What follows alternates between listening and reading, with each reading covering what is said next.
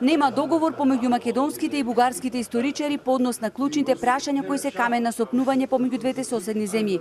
Осмата средба на Македонско-бугарската експертска комисија за историски образовни прашања не донесе напредок ниту согласување на ставовите во прв ред за тоа чиј е Гоце Делчев.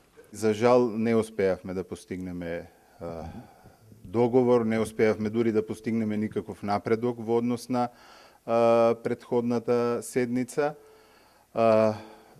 Имаше предлози како да го формулираме текстот, имаше, мислам, најмногу предлози, 6 или 7 предлози околу одредени дефиниции за значењето на Гоце Делчев, за важноста негова од современ аспект, меѓутоа не успеавме да осогласиме тој почетен текст за важноста за чествувањето на Гоце Делчев.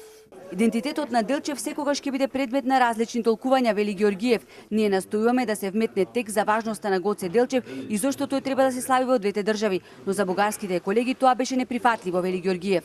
Ние не тврдиме, че Гоце Делчев е българин, а това тој го тврди.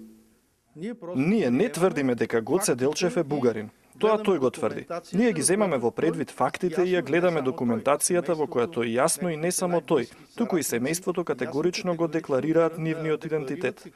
Тоа не е проблематично од гледна точка на науката, затоа што не е важно како ние ја интерпретираме една личност, кога тој се интерпретира себе си.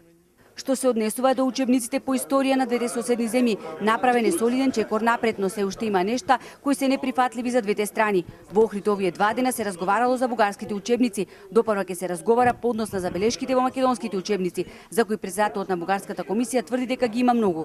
Следната средба на Македонско-бугарската експертска комисија е закажана за крајот на месец ноември. Ако не се постигне договор во рамките на комисијата, отворените прашања ќе се решаваат на политичко ниво.